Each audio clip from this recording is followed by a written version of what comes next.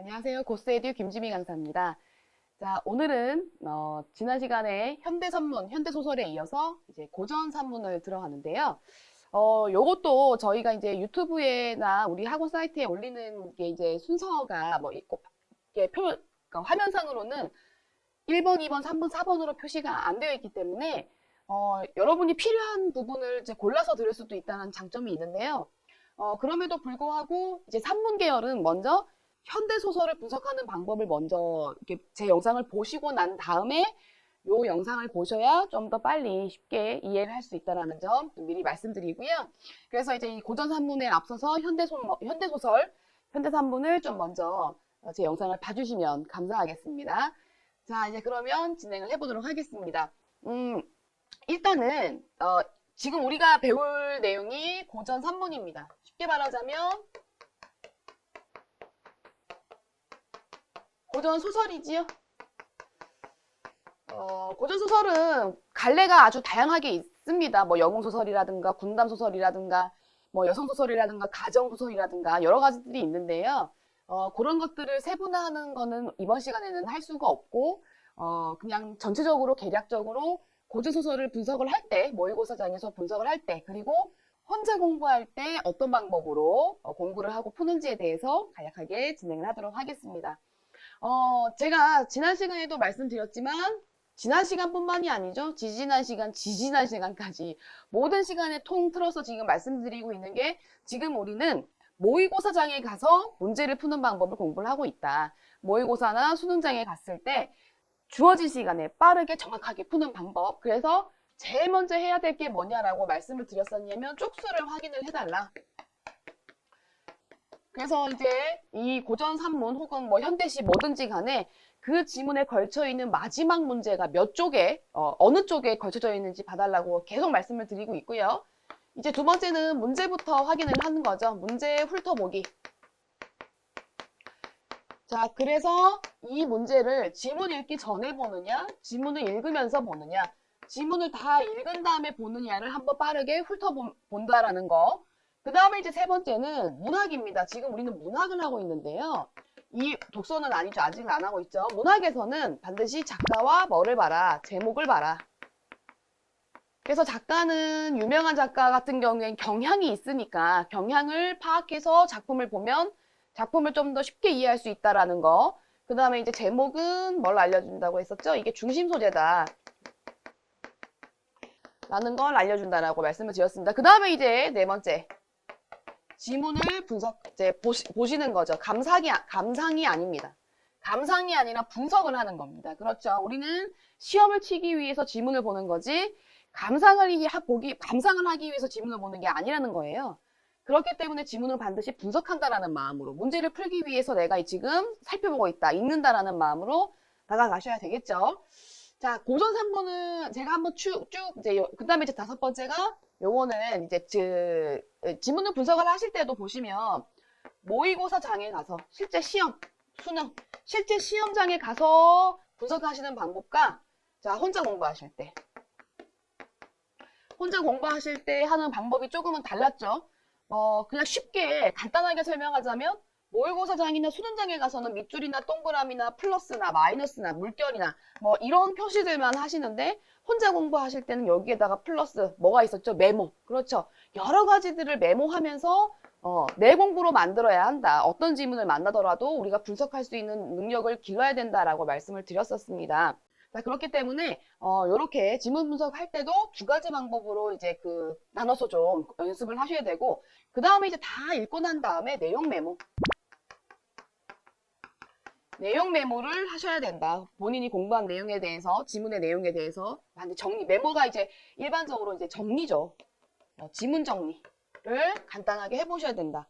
이게 지금 문학의 전체적인 흐름입니다. 제가 한번 오늘 우리가 다음 시간에 극소필이 있긴 있지만 좀 중요한 문학은 오늘이 이제 마지막이라서 좀 미리 한번 요약을 해봤는데요. 고전산문도 요거랑 동일하게 진행을 합니다. 쪽수 확인하고 문제를 훑어보고 작가랑 제목 보고, 그쵸? 그 다음에 지문을 분석하시고 내용을 메모하고 이런 과정들을 통해서 이제 우리가 고전산문을 대할 때 그 고전 논문을 대할 때처럼 어떻게 당황하지 않는 그런 부분을 익히는 게 좋겠다. 자, 이제 그 다음에 제가 말씀드리고 싶은 게 이제 이거예요. 우리가 지난 시간에 현대소설을 분석할 때 뭐 하자고 했었는지 혹시 기억하시나요? 본문을 읽을 때, 지문을 읽을 때. 지문을 읽을 때 첫 번째, 등장인물의 이름에 동그라미를 해달라. 어떤 등장인물이 등장하는지는 알아야 되니까. 두 번째, 뭐였죠? 사건이 나오면 사건의 밑줄을 그어달라. 그런데 그 사건이 작은 사건일 수도 있고, 그 소설의 진행에 있어서 굉장히 큰 사건일 수도 있는데, 그것들을 다 일단은 밑줄을 그어보자. 라고 말씀을 드렸고. 그 다음에 이제 세 번째는 인물의 성격이나 인물의 심리가 나오는 부분에도 밑줄을 그어보자. 그런데 소설에서는 성격이나 심리가 제시되는 게 직접 제시가 있고, 서술자가 직접 말하는 거죠. 그 다음에 간접 제시가 있다 라고 말씀을 드렸었죠. 그러니까 이거. 그 다음에 네 번째, 이게 현대소설에서 되게 중요한 거다, 반드시 시험 문제 나온다라고 했던 게 시점을 파악하자. 그래서 소설에 나오는 시점은 총 4개입니다. 그쵸? 그 4개를 명확하게 인지를 하자 라고 말씀을 드렸었는데요. 자, 요거에 이어서 오늘 고전소설이죠. 그러면 고전소설은 어떻게 되느냐? 1번 동일합니다. 등장인물의 이름에 어떻게 한다? 똑같이 동그라미를 쳐줘야 됩니다. 자, 그 다음에 두 번째, 사건이 나오면 사건에도 밑줄을 그어줍니다. 큰 사건, 작은 사건 모두 동일하게요. 그 다음에 세 번째, 성격이나 심리가 나와도 동일하게 밑줄을 그어줍니다. 그런데 자, 시점은 파악하지 않도록 합니다. 그게 왜 그러냐? 물론 여러분, 모든 고전소설이 다 그런 건 아니에요. 아닌데 일반적으로 고전소설은 전지적 작가 시점입니다. 그렇기 때문에, 그러니까 일반적이에요, 모두 다라고 하시면 안 됩니다. 일반적으로 전부 다 고전소설은, 전부 다 일반적으로 거의 전지적 작가 시점이라는 거죠. 그래서 문제에서 별다른 언급이 없으면 이 산문은, 이 고전소설은 전적 작가 시점일 확률이 거의예요. 그런데 만약에 고전소설이 전적 시점이 아니고 뭐 다른 1인칭 주인공이나 1인칭 관찰자 혹은 뭐 3인칭 관찰자 이렇게 나온다고 한다면 그럴 때는 문제에서 분명히 언급을 해드릴 겁니다. 이 소설은 전적 시점이 아니다라는 어떤 힌트를 드릴 거라는 거죠. 어떤 방식으로든. 그렇기 때문에 그런 힌트를 주지 않는다, 문제에서. 그렇다면 걔는 그냥 전적 작가 시점이라고 알고 들어가면 되기 때문에 굳이 이 아이의 시점이 뭐지 하고 신경을 쓰거나 고민을 할 필요가 없다라는 거 먼저 말씀을 드리도록 하겠습니다. 자, 이제 그 다음, 고전소설은 현대소설하고 거의 큰 틀이 동일하죠. 자, 이제 그 다음 친구들이 이렇게 말을 해요. 고전소설도 고전 논문처럼 뭐 하기가 힘들다? 읽기가 힘들다. 왜요? 한자식 표현이 많고 그 다음에 등장인물이 너무 헷갈린다. 그렇습니다. 그런 경우가 있죠. 그 부분에 대해서 제가 지금부터 해결을 해드리도록 하겠습니다. 자, 여러분, 우리가 고전 논문 했었을 때 기억하십니까? 제가 고전 논문을 분석할 때 어떻게 하자고 했었냐면, 첫 번째, 모르는 표현, 모르는 한자죠. 모르는 한자가 나오면 뭐 해라? 과감하게 패스해라. 이건 몰라도 상관없다. 그렇죠. 그러나 아는 한자가 나오면 우리는 초등학교, 중학교 때 한자를 배웠기 때문에 한 글자, 두 글자 정도는 안다는 거예요. 기본적인 한자는. 그러면 그 한자는 반드시 뭘 삼아라? 힌트를 삼아라. 그리고 세 번째 주의할 점이 뭐였냐면, 그 작품 밑에 백설 표시가 나온다. 그러면 이 백설 표시는 무조건 봐야 된다. 무조건 보기. 이거를 절대로 그냥 뭐 부연 정보라고 생각을 하시면 안 되고 필수 정보다 라고 말씀을 드렸었습니다. 자, 고전 산문에 대한 얘기를 해보도록 하겠습니다. 똑같이 이제 못 읽는 이유가 똑같아요. 대부분 뭐죠? 모르는 한자가 표현이 많다. 자, 얘도 동일합니다. 뭐가? 1번은요. 모르는 한자가 나오면 뭐 합니까? 그냥 뭐 하세요? 패스하시는 겁니다. 자, 그런데 주의해야 할 점이 뭐냐면 바로 2번이지요. 여러분, 우리 고전 논문에서는 아는 한자가 나오면 뭐 하라고 했죠? 쭉 가다가 숫자가 나오면 이거 무리야, 이거 힌트 삼으라고 했습니다. 자, 그런데 여러분, 고전 산문에서 이렇게 하잖아요. 고전 산문을 읽다가 뒤에 있는 지문 시험 끝날 때까지 못 봅니다. 굉장히 긴 길이의 지문이고요. 전체적인 줄거리를 파악해야 하는 상황인데 아는 한자 하나를 집착해서 그거를 풀이를 하려고 한다? 이거는 저도 할 수 없고 한다고 해도 문제 푸는데 하등에 도움이 되지 않습니다.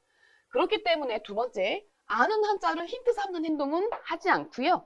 그냥 모르는 한자는 쭉 넘어갑니다. 거기에 아는 한자가 한 글자가 속해 있다고 해도 그냥 모른다 치면, 그 전체적인 내용을 모른다 치면 그러면 그냥 넘어간다는 거예요. 그러니까 뭔 말이냐면, 예를 들어서 무라일체라는 표현이 있다고 칩시다. 뭐 여러분 대부분 아시겠지만, 근데 무라일체에서 나는 고전 원문이라면 내가 무라일체를 몰라, 한자를 모르는데 하나 일은 알겠어. 그럼 걔는 힌트를 삼으라는 겁니다.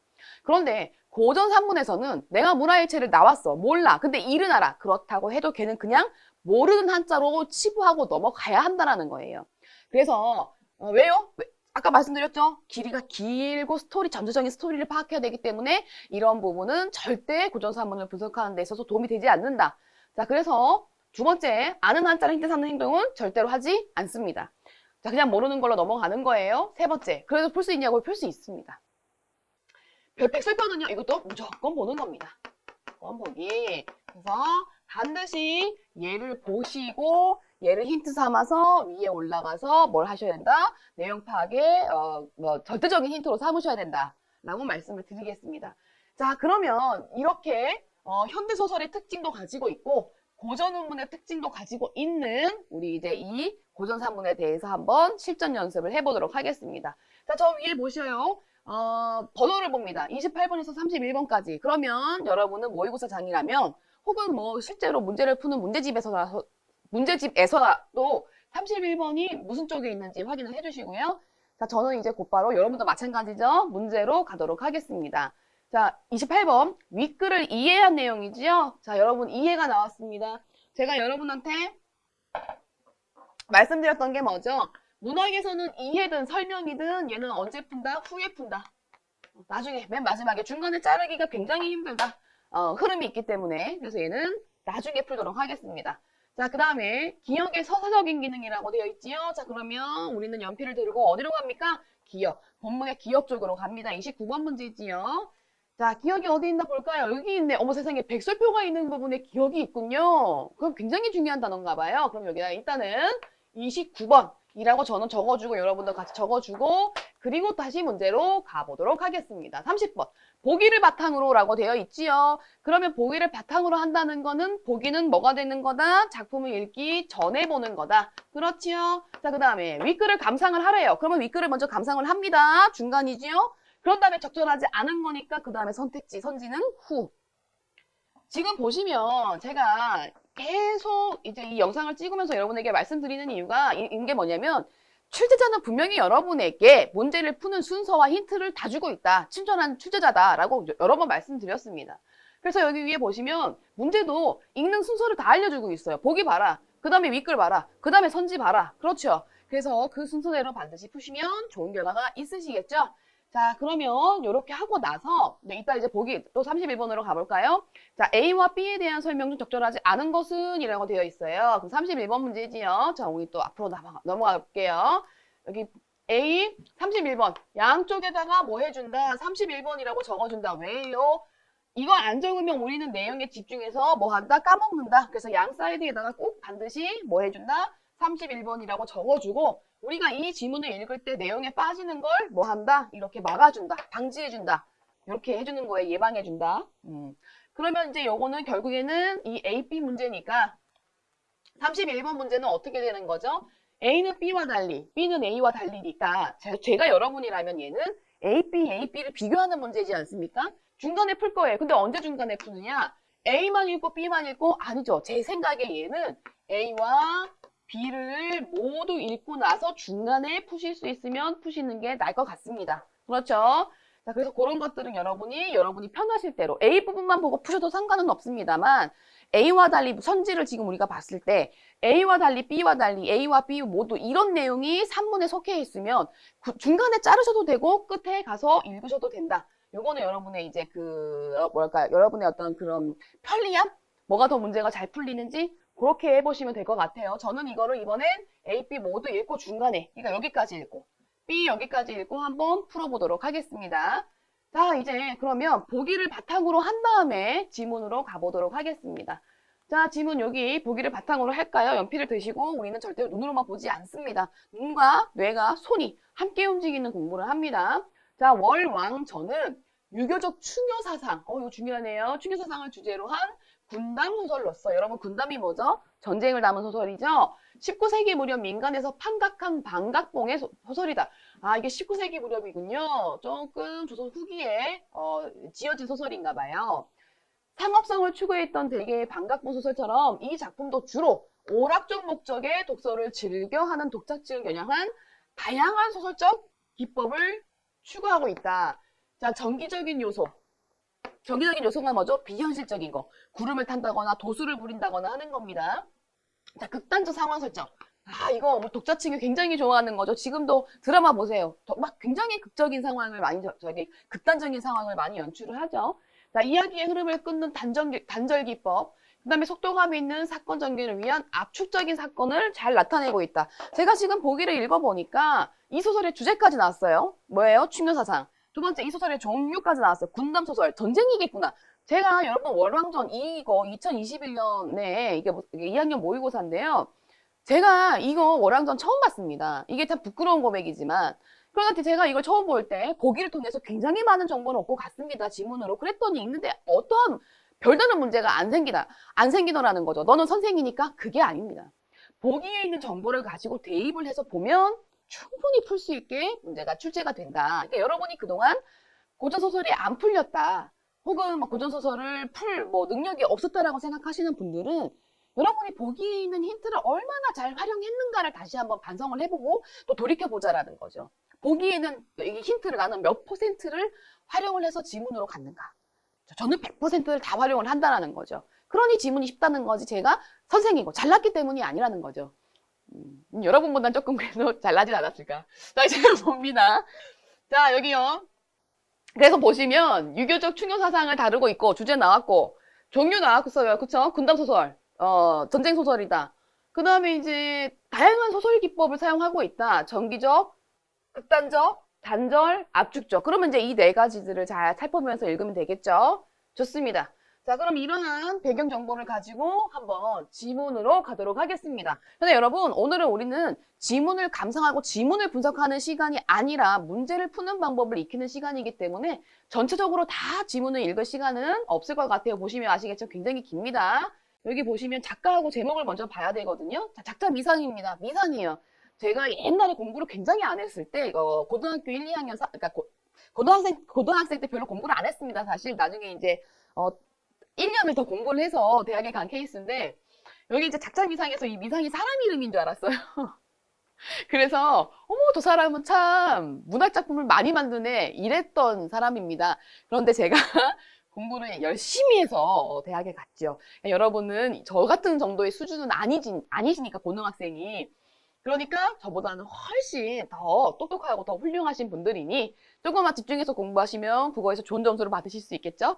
자, 이제 미상이란 사람은 진짜 사람이 아니라 모른다. 그렇죠? 작자가 누군지 모른다. 그 얘기고 월왕전입니다. 우리가 고전소설에서 이 전이 나오면은 대부분 앞에 있는 사람의 일대기를 다룬다라고 하지요. 그래서 여기 월왕이라는 사람의 일대기를 다룬다. 그리고 앞에 있는 사람은 대부분 이 작품의 뭐가 된다? 주인공이 된다. 홍길동전, 홍길동이 주인공이겠지요. 그래서 이런 것들 한번 봅시다. 자, 누가 작가인지는 모르겠지만 월왕이라는 사람이 주인공이겠구나. 가봅시다. 자, 등장인물의 동그라미 칠 겁니다. 여기 보시면 자, 천자 가만히 천자. 여러분 천자는 우리가 이거는 이제 그냥 배경 지식으로 암기합시다. 암기하자. 뭐야? 우리가 고전소설에서 천자라는 사람이 나와. 그러면 사실은 여러분 이게 중국의 왕이거든요. 중국의 왕을 하늘의 자식, 그러니까 하늘이 부여한 인물이다라고 얘기를 하는데 우리가 그냥 일반적으로 얘를 왕이라고 생각을 해주시면 돼요.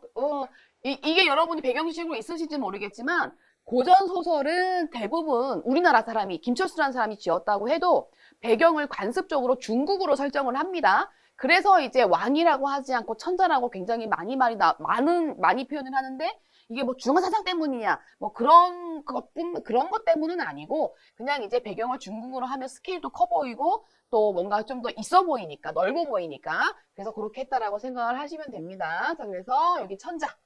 중국의 왕인데, 여기서 그냥 왕이라고 생각을 하시면 되고, 간섭적으로 중국 사람이나 중국을 배경으로 한다. 자, 천자 가만히 북문을 열고 도망할세. 천자가 북문을 열고 도망을 하고 있군요. 사건이에요. 그 사건에 아까 밑줄을 그자고 했죠? 길은 없고 다만 산이 가리우니 어찌 행하리요? 이거 뭐예요? 갈 수가 없고요. 서리법이죠. 갑자기 법 얘기하니까. 근데 소설에서는 무슨 법이 중요한 건 아닙니다. 그거는 운문에서만 중요한 거예요. 이거 뭐야? 지금 길도 없어. 어떻게? 산이 가리워졌어. 어떻게? 그래서 어찌하리요? 도망을 못 가겠군요. 세상에. 여러분 이거 읽을 때 저같이 표시하다가 도망 못 가겠구나. 이런 표시 하나 하는 거 시간 절대 낭비 아니지요. 자, 적장 강공 형제 천자를 쫓아오면입니다. 여러분 우리가 고전 소설에서 절대 천자는 나쁜 사람이 될 수 없습니다. 이임금은 어떤 경우에도 그 사람 자체가 나쁘게는 표시를 하지 않습니다. 다른 사람에 의해서 뭐 이간질을 하는 어떤 사람들에 의해서 약간 뭐 판단이 흐려졌다 이런 식으로 표현이 되어 있지 천자 자체를 나쁘게 표현하는 고전소설은 그렇게 흔치 않습니다. 그렇기 때문에 지금 적장 강공 형제라고 되어 있죠. 걔가 천자를 쫓아온다고 되어 있어. 그럼 우리는 그래 관습적으로 천자는 나쁜 사람이 아니라 그랬지. 그러면 얘는 적장이지. 적장이 뭐야? 저게 장수잖아요. 얘네가 나쁜 사람이겠구나 라고 기억을 해주시면 좋아요. 또 하나는 지금 제가 등장인물의 이름에 동그라미 할 때 어떻게 했습니까? 동그라미와 세모를 사용했지요. 자, 일반적으로 고전소설은 선악 대립이 굉장히 극명합니다. 착한 사람과 나쁜 사람이 분명하게 나오는 구조라는 거죠. 그래서 저는요, 그거를 이제 이 작품 속에서 지문을 분석할 때 드러내기 위해서 착한 사람은 동그라미를 하고 나쁜 사람에게는 세모를 표시해 줍니다. 그렇게 하다가 읽다가 나 이 사람 나쁜 사람인 줄 알았는데 알고 봤더니 착한 사람이었네. 그럼 나중에 가서 이 앞부분에 있는 것까지 고칠 필요 없고 그 다음 부분 나오면 그 다음부터 동그라미 하시면 된다는 거죠. 이거 우리가 누구 보여줄 거 아니잖아요. 내가 그냥 분석할 거잖아. 그러니까 예를 들어서 여기서 적장 강공형에서 내가 여기다가 세모라고 했습니다. 그쵸? 세모라고 했지만 읽다 보니 뒤에 가서 뭔가 착해졌어. 그럼 그때부터 동그라미 하시면 된다. 우리만 알면 되는 거니까. 그래서 저는 선악을 구별하기 위해서 동그라미와 세모를 고전소설에서 사용합니다. 자, 적장 강공 형제가 천자를 쫓아오며 무수히 무찌르니. 천자를 쫓아오며 무수히 무찔러. 뭘 무찔렀겠어? 무수히 무찌른 거니까 천자를 둘러싸고 있는 병사들을 무찔렀겠죠? 최두와 왕건 두 사람이 천자를 호위하며 닫았어. 그러면 이 사람은 최두와 왕건나 동그라미 해줄래. 뭔 얘기인지 아시겠죠? 최두와 왕건 두 사람이 천자를 호위하며 닫았어. 뭘 닫았겠어? 기억나요? 북문을 열고 와. 그치. 닫았더니 적병이 급함을 보고 칼을 들고 내달아 싸우더니 일합이 못하여 뭐예요? 강공은 최두를 베고 저 강공 형제 강령은 왕건을 베니 이게 강공 형제인가 보다. 그쵸? 아까 말했던 적장. 근데 얘들이 어떻게 됐어? 등장하자마자 죽었네. 안녕. 그렇죠. 등장하자마자 돌아가셨어요. 자, 아무튼 돌아가셨어요. 그래서 강공은 최두를 베고 강령은 왕건을 베니 송진영의 남은 군사. 송진영. 얘들아 이게 진영이 뭐야? 어떤 군대의 진이잖아. 영토잖아. 그러니까 이거 지금 나라 이게 공간적 배경이야. 공배. 송나라. 송배 진영의 남은 군사. 싸울 마음이 없는지라. 왜요? 자기가 모시고 있던 이 사람들이 그냥 일반 병사는 아니었지 않겠습니까? 이 사람들이 죽으니까. 강공이 칼을 춤추며 외쳐와요. 강공이 칼을 춤추며. 우와, 엄청나구나. 춤췄어. 지금 기세가 등등해. 그치? 동그라미 치지 말고 헷갈리니까. 송천자는 죽기를 두리거든 빨리 나와 내 칼을 받으라 하고 점점 가까워오니 천자가 황황망조하여 양총 통곡하며 와. 여러분 봐보세요. 빨리 나와 내 칼을 받으라. 이 말을 했어. 점점 가까워오니 천자가 황황망조하여 양총 통곡에서 아는 표현 뭐야? 통곡은 알아야지. 그러니까 천자가 뭐 했어? 통곡하며 와. 울어. 그렇죠? 통곡하며 와. 송조 100여년 기업이 짐에게 이르러 망할 줄 알았으리요. 그럼 이거 뭔 말이야 지금? 망하는구나. 그쵸? 자 이제 그다음. 원래 이거 다 작품을 안 보려고 했는데 작품이 재밌네요. 여러분 안 재밌어요? 자, 그래서 재미를 느끼면 중간에 문제를 못 풀게 되니까 굉장히 냉정하게 봐야 돼요. 하시고 어찌할 줄 모르시며 찾던 임금을 빼어서 자결. 헉, 세상에. 칼을 빼어서 자결코자해. 굉장히 큰 사건이다. 자결. 세상에. 천만 의외의 한 소년 장수가. 자, 이제 우리는 이 사람이 주인공일 걸 알아야 돼. 얘가 나중에 원앙이 되지 않겠습니까? 자, 나는 듯이 내달아 천자를 구하고 적병을 엄살하니. 우와. 아지 못하게 써라. 아지가 뭘까? 아지 못하게 써라? 모르겠죠? 패스. 내가 이 표현을 모르겠어. 그런 거에 집착하고 아지가 뭐지? 나 지금 시간 보고 있는데 아지가 뭘까? 아지가 뭐야? 아지는 도대체 뭘까? 왜 그렇게 하는 거야? 그쵸? 상관 패스. 모르면 패스. 자, 이 어떤 사람이고 선설. 여러분 아까 우리 선설이 백설표 문제에도 관련된 거였고 백설표 앞에 이야기를 하자면 이라고 되어 있습니다. 이걸 반드시 참고하시고 자 앞에 이야기를 보자면 앞에 여기 한번 여러분 안 적어도 돼요. 앞에 이야기를 보자면 이렇게 돼 있어. 그럼 보세요. 자 어떤 사람이고 어떤 사람 이 사람 말하는 거죠. 앞에 이야기를 보자면 그러니까 이 사건의 앞에 이야기를 보자면 유실부가 동그라미 사람 이름이네요. 모친 스라를 떠나 말을 타고 연무대를 찾아 천자가 친히 출정하는 군중에 참여하고자 하였더니 그러니까 유실부란 사람이 지금 이 군대에 참여를 하고자 했는데 천자가 뭐 했어? 그 나이 어림을 꺼리사 넌 너무 어려. 넌 어려 해서 무용지인으로 내 치심을 보고 물러났어. 그러니까 넌 너무 어리니까 다음에 참가해 해서 네 하고 뒤로 이제 퇴장을 했다라는 거죠. 그 향할 바를 아지 못하고 이거 아지 왠지 이거 알지 그치 느낌이 그쵸 알지 못하고 말을 이끌고 초조히 다니며 부친 소식을 탐지하더니 부친 소식을 탐지하는데 아빠는 못 만나고 있나 봐요. 한 주점을 찾아 밥을 사 먹으며 쉬더니 문득 백발노인이 갈건 야복으로 청려장을 끌고 지나다가 갈건 야복이 뭐지 청려장이 뭐지 몰라도 돼. 중요한 거라면 백설표가 분명히 들어가 있었겠죠. 그래서 보시면 자 이거를 지나가다가 유생을 보고 이거야 지나가다가 유생을 보고 급히 돌아오면 그대 아니 유실부인다. 여러분 이제 중세국어 하시면 인다는 이격 그죠 뭐 의문형 서술 현이죠 뭐뭐이냐 이렇게 유생이 그 노인의 늠름한 거동을 보고 이로 공경대왈 공경하면서 유생이 그 노인의 늠름한 거동 과연 그렇도소이다 노인왈 내 그대에게 가르칠 일이 있으니 가르칠 일이 있대 가르칠 말이 있대 가르칠 말이 있으니 나와 한 가지로 집에 감이 어떠하뇨라고 지나가던 사람이 갑자기 너 유실부지야 네 하니까 야 너 나도 갈 수 있겠으니까 우리 집 가자 이렇게 얘기를 한다는 거죠. 저 아까 선설 한번 봐볼까요? 기억? 29번 중간에 제가 여기 왔는데 중간에 못 풀 수도 있어요 여러분. 그러나 우리는 반드시 중간에 와서 먼저 문제를 풀 수 있는 상황이면 푸셔야 한다는 겁니다. 그쵸? 자 1번 유실부의 어떤 상황 선설이었죠. 앞에 이야기를 하자면 지금 한 소년 어떤 상황이었어요? 소설의 상황 기억나요? 한 소년이 천자가 죽으려고 하는데 갑자기 나타나가지고 적병에 막 빼고 천자를 구하고 있는 상황에서 갑자기 앞에 얘기를 하자면 얘가 원래는 군대에 참여하려고 했는데 나이가 어려가지고 이제 그 소위 이제 까이고 그죠? 그래서 이제 돌아다니다가 백발노인을 만났다. 뭐 제 뒷얘기는 아직 다 안 읽었지만 이 부분이 선설이 여러분 앞에 이야기를 하는 거죠. 앞에 이야기. 근데 이게 유실부의 활약을 소개한 부분인가요? 아직 활약은 낮죠. 활약을 하기 전의 상황을 소개한 거니까 X. 자, 두 번째. 유실부의 행적을 서술해 최두를 만나게 된 내막이요? 여러분, 아까 최두 기억나세요? 제가 좀 이게 왔다 갔다 하시면 볼게요. 여기 최두. 최두는 아까 죽었어요. 죽고, 그리고 여기 부분에 물론 제가 중략 부분까지 더 읽어야 되겠지만 읽었을 때 최두를 만난다는 말은 아직까지 제가 읽은 부분까지는 없었어요. 뭐 뒤에 나올 수도 있겠지만 나올 가능성은 없을 것 같거든요. 제 생각에는. 그래서 여기서 자 여기 아까 여기 활약을 소개하지 않았고 그 다음에 최두를 만나게 내력도 나오지 않았습니다. 자 유실부의 고난을 드러내 천자가 조력자가 됐습니까 지금? 제가 봤을 때 여기서는 천자의 조력자가 유실부가 된 것 같습니다. 네 번째 유실부의 정체를 밝혀 영웅적 활약상을 펼칠 배경을 제시한다?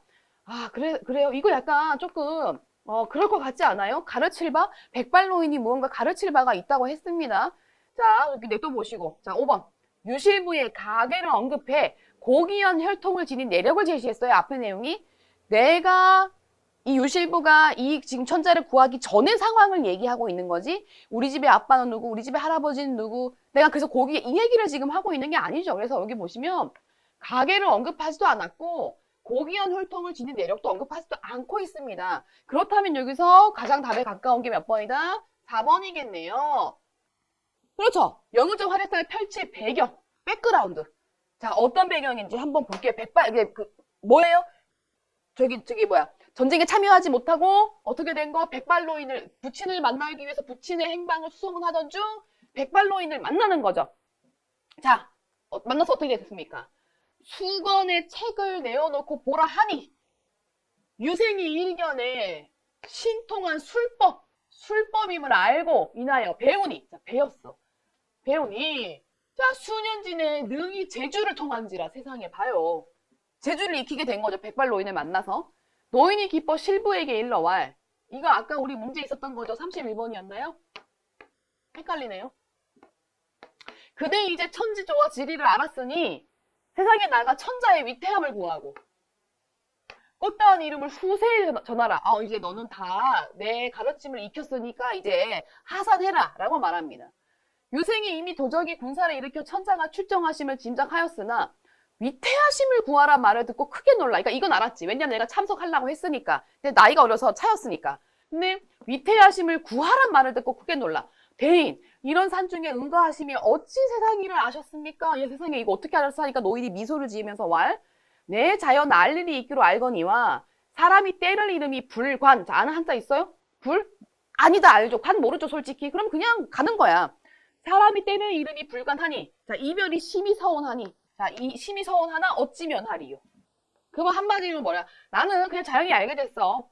그 다음에 사람이 때를 이름이 불관이야 뭔 말인지 모르겠어. 근데 지금 이별의 상황에서 좀 슬프긴 해. 충분히 이렇게 해도 스토리 파악하는 거 문제 푸는데 아무런 어려움이 없습니다. 하고 행장을 차려주면 떠남을 재촉하니 제가 지금 그냥 밑줄 긋고 있습니까? 아닙니다. 제가 지금 밑줄 긋는 건 작은 사건이든 큰 사건이든 사건의 그 다음에 성격이든 심리든 그런 부분에 밑줄을 긋고 있는 거예요. 자, 생이 마지못하여 절하며 대인의 은혜로 배운 일이 많사올 뿐 아니라 천륜 같은 정의를 조련히 이별하오니 어느 날 다시 만남을 아지 못하리요. 이거 이제 알겠다. 그쵸? 알지인데 그때 중세국어 때 그 조선 후기 때는 아지라고 표현을 했나봐요. 아무튼 천륜 같은 정의를 조련히 이별하오니 이제 이별한대. 안녕. 그럼 나 갈게요. 하고 이제 빠빠이 하고 헤어지네요. 자, 그 다음에 뒷부분 좀 더 볼까요? B부분까지 이왕 한 거 B부분까지 볼까요? 자, 노인이 더 기특히 여기며 기특했대. 이제 이별해 하니까 알겠어요. 안녕히 계세요. 가 기특했나봐요. 일후 나를 찾고자 하거든 백학도사. 이 사람 백학도사였네. 그냥 백발노인이 아니라 도사. 조력자네요. 하고 한 가지로 산에 내려 작별하고 문득 간데 없는지라. 갑자기 뿅 하고 사라졌네요. 뭐예요? 비현실적, 정기적인 요소도 포함되어 있습니다. 유생이 신기히 여고 백학산을 바라보고 무수히 감사드려 절하며 길을 찾아 말을 타고 황성으로 향하더니 날이 저물매 저녁을 사먹고 밤이 깊도록 잠을 이루지 못했는데 호련 1위 성관이 앞에 나와 절하고 자, 성관 혹시 아는 한자 있습니까? 모르세요? 패스. 자, 누군가 꿈에 나타났다는 거예요. 성관이라는 사람이. 소재는 동해영왕의 둘째 아들이오니. 동해영왕의 둘째 아들이 성관이었군요. 참고로 여러분 성관은 신선의 관리, 신선관리. 공무원인데 신선공무원이란 얘기예요. 부왕이 명을 받자와 형장께 당부할 말이 있기로 왔사거니 나는 부왕의 명을 받아와서 내가 너한테 지금 꿈속에 나타난 거야. 지금 천하가 요란하여 명일 신시의 천자의 위태함을 구할 자는 방금 유실부. 방금 몰라도 돼. 뭐야? 명일 신시의 명일 신시 이 시간 신 몰라. 명일 몰라도 돼. 한 글자 한 글자 패스. 이게 한 글자 한 글자 힌트 삼으시지 않으셔도 돼요. 명일에 천자의 위태함을 구할 자는 방금 몰라도 돼. 유실부라. 하시기로 왔사오니 부디 때를 잃지 말고 아름다운 이름을 후세에 전하소서 라고 말했어. 그러니까 뭐야? 지금 천자가 어떤 상황이야? 위태한 상황이야. 근데 구할 사람은 누구밖에 없어? 너밖에 없어. 그러니까 뭐야? 때를 잃지 마라. 빨리 가. 빨리 지금 가. 라고 말하는 예경을 성관이 꿈속에 나타나서 했다. 여러분 이게 31번 여기까지죠. 우리 한번 문제 풀어볼까요? 풀릴 수도 있고 안 풀릴 수도 있는데 만약에 안 풀린다 그러면 끝까지 다 읽고 푸시는 거예요. 그런데 아마 풀릴 겁니다. 봅시다. 자, A 부분은 어떤 부분이었어요? 내용 기억납니까? 이게 지금 왔다 갔다 이게 편집이 되어 있어서 자꾸 왔다 갔다 해서 기억이 안 날 수도 있는데 실제로는 문제 바로 옆에 지문이 있으니까 다시 한번 쓱 보시면 되겠죠? 어떤 겁니까? A 부분이 이제 그 백발노인이 당부하던 부분이에요. 자, 그대 이제 천지조와 지리를 알았으니 세상에 나아가 천자의 위태함을 구하고 꽃다운 이름을 후세에 전하라. 자, 여기 부분 뭐예요? 명예신시에 천자의 위태함을 구할 자는 당금 유실부를 하시기로 부디 때를 잃지 말고 아름다운 이름을 후세에 전하라. 똑같은 말을 합니다. 두 사람이 똑같은 말을 하고 있죠. 그럼 다시 가봅시다. 자, A는 B와 달리 적절하지 않는 거 찾는 거죠. A는 B와 달리 현실 상황에서 이루어지고 있다. 맞죠? 우리 아까 A 부분은 현실이었고 B는 꿈이었죠. 자, 이거는 거기 이제 그 도사를 만났을 때 B가 이거 맞습니다. 답이 될 수 없지요. 자, B는 A와 달리 행동의 시의성. 뭐라고 말해? 시의성이 뭐죠? 시기가 적절한가? 시기의 적절성인데 분명히 뭐라고 얘기를 했냐면 여기 봐보세요. 아, 왔다 갔다. 자, 여기 봐보세요. 때를 잃지 말고 아름다운 이름을 후세에 전하라. 때를 잃지 마라. 근데 앞부분에 A 때를 잃지 말라는 말이 있어요? 없습니다. 그러니까 지금이 바로 그때야. 너 빨리 가야 돼 라고 말하는 건 어디 부분밖에 없다? 여기 B 부분밖에 없다. 그러니까 이건 맞는 거죠. 그렇죠? B는 A와 달리 시의성 강조있다. 이거 맞아요. 이건 적절하지 않는 거 찾는 거니까. 3번. A는 상대의 능력을 B는 권위자의 명령을 근거로 한 바라다. 맞아요. 나 이제 방금 B 부분 기억나는데 뭐였죠? 부왕의 명령에 따라서. 부왕의 명령에 따라서. 그럼 A는 상대의 능력이야. 그럼 A 부분의 상대의 능력을 한번 봐봅시다. 그대 이제 천지조화를 알았으니 너 이제 마스터했어. 내가 가르쳐주는 거 다 마스터했으니까 내려가라 라고 말하니까 이것도 맞는 얘기다. 그렇죠? 그럼 이것도 답이 될 수 없어요. 답은 4, 5번 중에 하나. 제가 지금 B까지 읽고만 풀죠. 뒤에 있는 내용 안 보고 풀고 있죠? 야, 이렇게 중간에 풀고 빨리 푸시고 넘어가셔야 돼. 그래야지 우리 시간을 세이브할 수 있는 거죠. 끝까지 다 읽고 또 A 읽고 또 B 읽고. 그럼 그 지문을 3번 읽는 거죠. 지금 상황이. 한 번만 읽고 지문을 푸셔야 되는 거야. 그렇죠?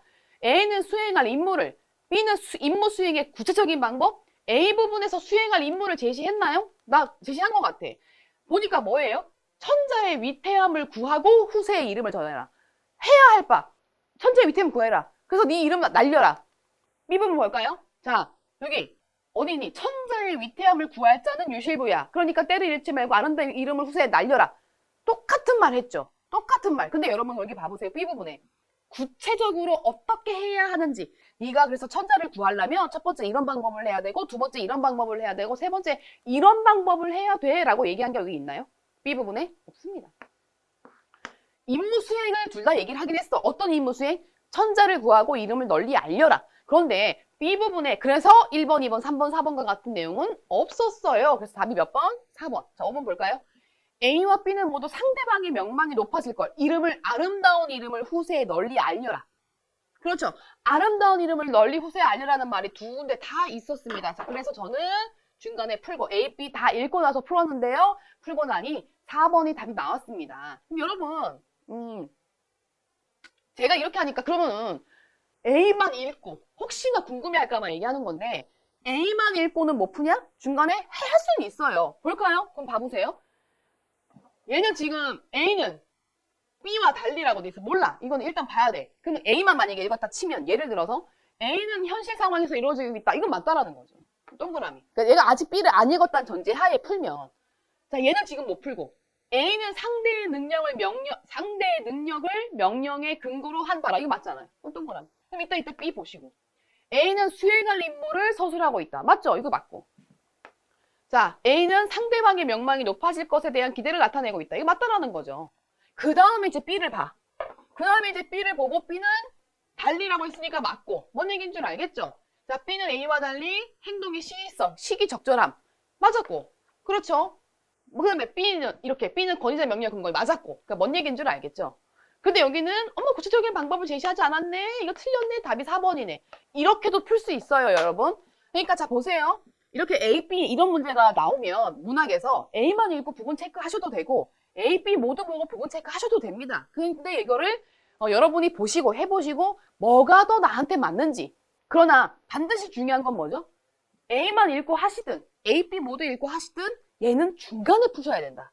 지문을 다 읽고 다시 돌아가서 푸시는 건 안 된다. 그러면 우리는 시간을 너무 낭비하게 된다라는 말씀을 드리는 겁니다. 자, 이제 그 다음에 남아있는 걸 다 봐야 되나? 다 보기는 조금 시간이 거의 다 보고 같긴 한데 한번 봐봅시다. 자, 이거 풀었어. 여기요. 31번. 자, 유생이 이 말을 듣고 무슨 말을 묻고자 하다가 호련 병력 같은 말소리 놀라 깨달으니 꿈이라. 꿈 꿨어요. 유생이 급히 일어나 마음을 진정지 못하고 날이 새기를 기다려 다시 말을 타고 채를 치니 순식간에 500여리를 행한지라. 바로 황성으로 향하더니 문득 공중에서 외쳐왈. 어떻게 외쳤어? 장군은 황성으로 가지 말고 남평강 북문 밖으로 가라. 하거늘 유생이 빌었어. 신령의 지시임을. 여기로 가래. 신령이 지시했어. 세상이 굉장히 비현실적이죠. 자, 남편관을 찾아가서 관중의 적병이 윤거하고 산하에 호통치는 소리. 와, 전쟁 상황이죠. 생이 분기를 이기지 못해 화가 났어. 정선해요, 정선. 갑주를 펼치고 칼을 춤추며 10만 적병을 풀베듯이 했어. 무인지경 같이 하여 들어가니 적장 관군과 강령이 천자를 에워싸고 무수히 꾸짖고 욕하며 항복하라 재촉하고 있어. 그걸 보고 유생이 분기 대발하여 쟁룡검을 두르고 진짜 들어가니 장졸의 머리 무수히 떨어지는지라. 어머 세상에 이제 징그럽네요. 미처 손을 놀리지 못하여 쟁룡검이 이르는 곳에 강공과 강령의 머리 칼빛을 조차 떨어지는지라. 어떻게 된 거야? 머리 떨어뜨렸어. 그쵸, 머리 칼빛을 쫓아 떨어지는. 호로왕이 이름도 호로왕이네. 근데 내가 봤을 때 이 호로왕 봐봐. 호로왕이 몹시 올라 남은 군사를 입고 심리를 물러 제장을 불러 왈 이렇게 돼 있잖아. 그러니까 얘도 나쁜 놈. 자, 심리를 물러 제장을 불러 왈. 아까 강공 형제 벤 장수는 천신이 아니면 이는 반드시 신장이다. 천신 아니면 반드시 신장. 그러니까 뭐야 이거 한마디로. 이 장수는 누구겠어? 유생이겠죠. 뭐야? 이거는 보통 사람이 아니다. 하며 양장의 죽음을 슬퍼했대. 누구의 죽음을 슬퍼했어? 얘네들의 죽음을 슬퍼했겠죠. 이 사람한테는 또 아끼던 부하였을 테니까. 유생이 적장의 머리를 탈끝에 꿰어 바로 들고 천자 앞에 나가 복지주왈이래. 복지 뭔 말인 줄 알아요?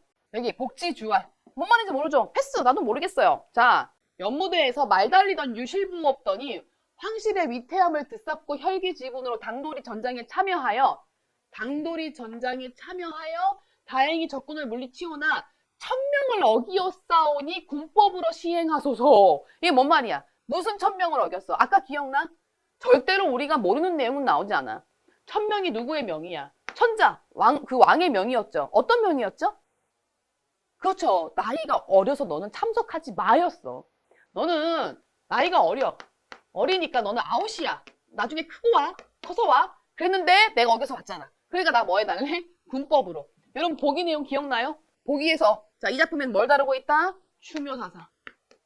추묘. 근데 여기서 효는 아닌 것 같고 충성스러운 모습을 보이고 있네요. 자, 차시가 뭘까요? 이때 내가 지금 이때 뭘까요? 하고 봤잖아. 보고 가서 이때 반드시 백설편을 보셔야 됩니다. 이때 천자가 직진에 쌓여 거의 잡히기에 이름에 하늘을 우러러 통곡하고 자결코자 하였는데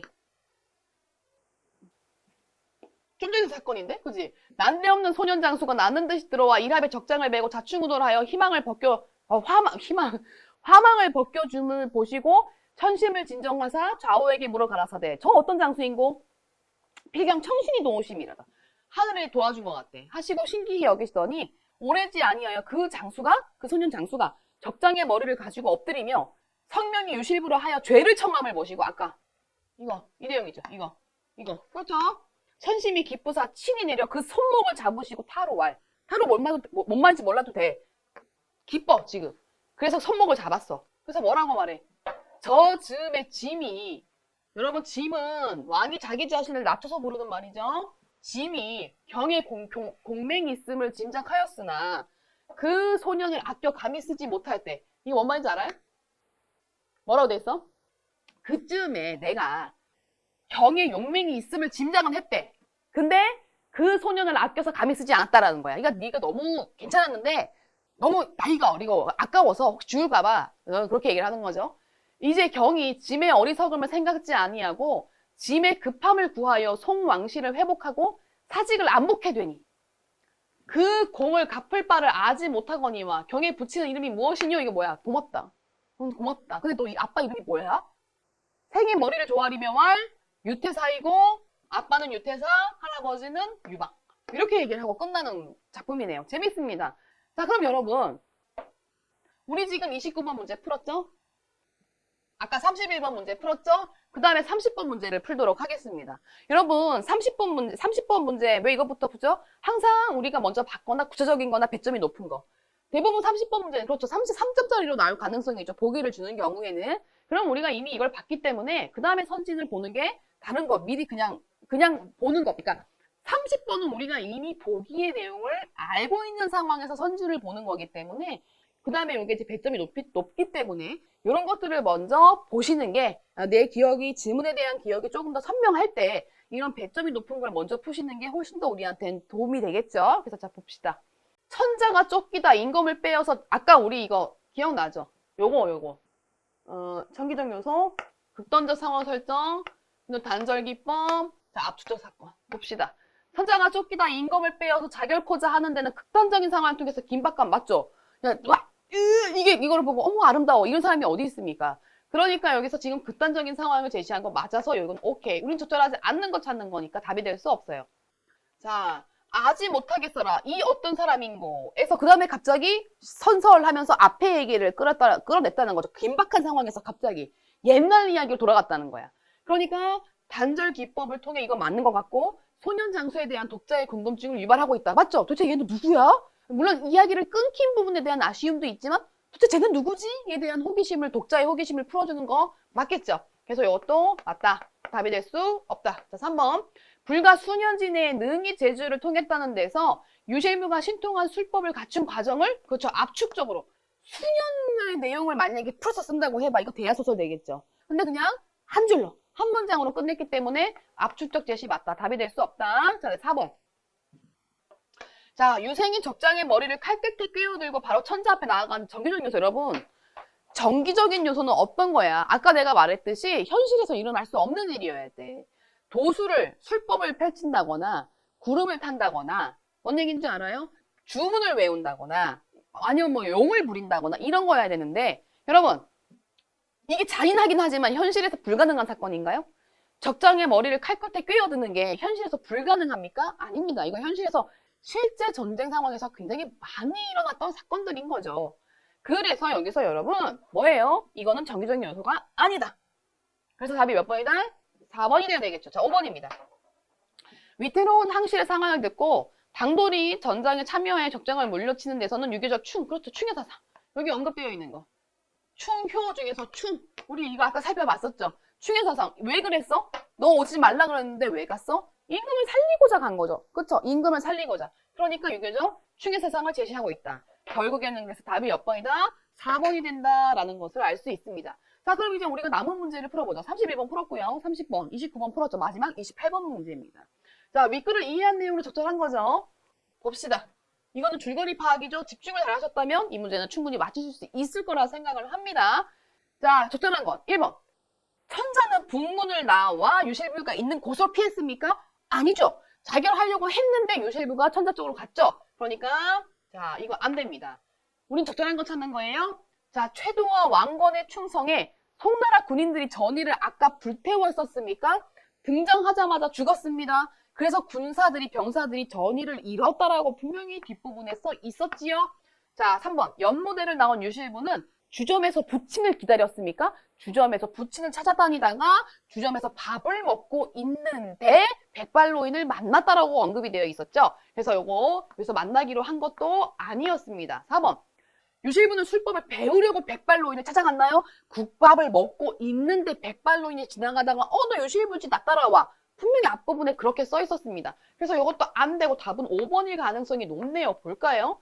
유실부는 명을 어기고 출정한 점에 대해서 천자께 죄를, 그쵸, 군법을 어겼으니 뭐라고 돼 있니? 한번 볼까? 군법으로 시행, 천명을 어기었사오니 군법으로 시행하소서.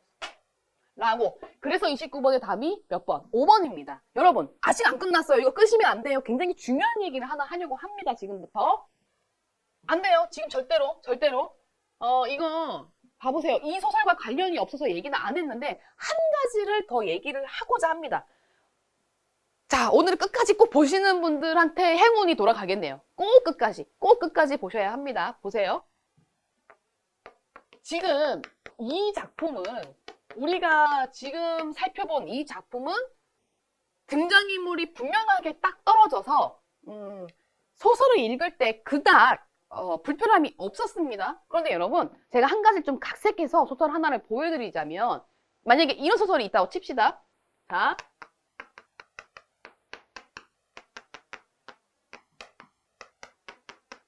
길동이 밤에 무술 훈련을 합니다. 그런데 이거 홍길동전은 제가 약간 각색을 한 거예요. 설명을 위해서. 근데 그때 대감이 나와서 그 모습을 본 거예요. 그랬더니 이제 이 홍길동은 서자거든요. 그러니까 대감이 너는 왜 이 밤에 잠을 자지 않고 이러고 있냐라고 하니까 길동이가 뭐라고 얘기하냐면 그냥 밤에 잠이 안 와서 그런데 울분이 있어서 잠이 오지 않는다라고 말합니다. 자, 뭐라고요? 그냥 잠이 오지 않아요. 잠이 오지 않아요 라고 말하니까 이 말을 들은 판서가 마음으로는 이해했으나 그걸 이해한다고 말을 하면은 짐짓 방자해질까 일부러 너 이놈 너는 서자 주제에 뭐 그런 생각을 하느냐 뭐 이렇게 하니까 홍길동이 아버지를 부르지 못하고 어째 해볼까요 이거? 진짜 작품은 이런 내용이 아니에요. 자, 아버지를 아버지라 부르지 못하고 형을 형이라 부르지 못해서 난 너무 슬퍼서 집 나갈래요 하고 집을 나갔습니다. 그랬더니 그 모습을 누가요? 뭐 상서라고 할 거야. 상서가 슬피 봅니다. 본다. 그 다음에 뭐 차설.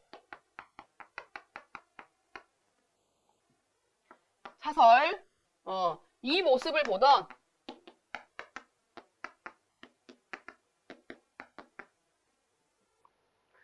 이게 지금 뭐 어떻게 할까요? 뭐 장군이라고 할 거야? 장군도 슬피 운다. 자, 우리가 이런 소설이 있다고 칩시다. 자, 여러분. 고전 소설이 여러분이 힘든 것 중에 하나가 뭐냐면 이렇게 등장인물의 이름이 여러 개가 나온다는 거죠. 너무 많이 나와. 길동이가 밤에 무술을 하다가 아빠를 만나는데 집을 나갈 때 가서 등장인물이 너무 많이 나온다는 거죠. 그런데 실제로 여러분 여기에 등장인물은 3사람밖에 없습니다. 3사람밖에 없어요. 어떻게 해요? 길동이, 그 다음에 대감, 판성, 상서, 이 사람은 한 사람. 누구요? 아버지. 그리고 장군은 뭐예요? 이거는 그러니까 적자. 배다른 형이죠. 적자의 형입니다. 자, 선생님, 저는 이걸 구분을 못하겠어요. 그래서 소설을 읽을 때 힘들어요. 그렇죠. 이걸 제가 지금부터 구분을 해드리도록 하겠습니다. 보세요, 여러분. 이 고전 소설에서 하나의 장면이 스타트를 합니다. 시작을 하죠. 그리고 하나의 장면이 뭐가 돼요? 끝이 납니다. 그때까지 여러분, 그때까지는 어떻게 돼요? 새로운 등장인물은 나타나지 않습니다. 그 얘기는 뭐야? 여러 가지 명칭으로만 제시할 뿐 그건 다른 사람이 아니라 한 사람이라고 생각을 하면 되는 거예요. 그러니까 뭐냐? 대감이 나와서 너 왜 안 자니? 하니까 길동이가 잠이 오지 않아요. 이 말을 듣고 판서가라고 했어. 그러면 그럴 때 장면이 아직 안 끝났지? 그럼 이건 판서라고 했지만 대감이랑 똑같은 사람이야 하고 읽으시면 된다는 거예요. 그런데 선생님 그러면 여기 장면이 끝났잖아요. 새로운 등장인물이 나타났지 않습니까? 라고 하실까봐 두 번째 얘기. 두 번째 얘기가 뭐죠? 자, 이때 혹은 뭐 한편 혹은 차설, 각설 이런 말이 나올 겁니다. 이게 화면을 전환할 때 나타나는 말이거든요. 이런 말이 나오면 이거는 그 장면이 아직 끝났던 끝나지 않았던 이 말이 나오면 뒤에는 뭐가 나올 수 있어? 새로운 등장인물이 뭐 할 수 있어? 나타날 수 있다라는 얘기입니다. 그래서 여기 차설. 자, 이때 이거 장면 전환하는 굉장히 관습적인 표현. 이 모습을 보던 장군도 슬피 운다 했을 때 이 사람은 차설 뒤에 나타났으니까 새로운 등장인물일 가능성이 굉장히 높다라는 얘기를 지금 말씀을 드리는 거예요. 특히 여러분 군담 소설 같은 거에서 전쟁 장면에서 적과 주인공이 싸울 때 분명히 봤을 때 두 사람만 싸우는데 이름이 여러 개로 바뀌어. 그래서 도대체 누가 누구랑 싸우고 하는지 몰라. 두 사람만 싸우는 겁니다. 근데 그때 만약에 차설, 누가? 차설, 철수가. 그러면 그때는 철수라는 새로운 등장인물이 그 싸움의 상황에 개입을 한다라고 기억을 해주시면 됩니다. 이거요, 굉장히 중요한 얘기입니다. 고전소설에 있어서. 그래서 요거를 한번 끝에 부분에 설명을 했습니다. 여러분이 끝까지 설명을 들으실까 싶어서. 자, 오늘 이렇게 고전소설, 고전산문에 대해서 풀이 방법을 말씀을 드렸습니다. 저랑 같이 이 영상을 계속 보시는 분들은 이제 어느 정도 감을 잡으셔서, 이런 부분을 연습을 하다 보면 충분히 성적을 올릴 수 있을 거라는 자신감, 가지실 거라고 저는 믿습니다. 그런데 꼭 중요한 건 이 수업 영상을 듣는 걸로 끝내시면 안 되고 꼭 연습을 하고 연습을 해서 그게 꼭 자기만의, 본인만의 방법이 돼야 된다라는 걸 좀 강조하도록 하겠습니다. 자, 긴 시간 함께 해주셔서 감사합니다.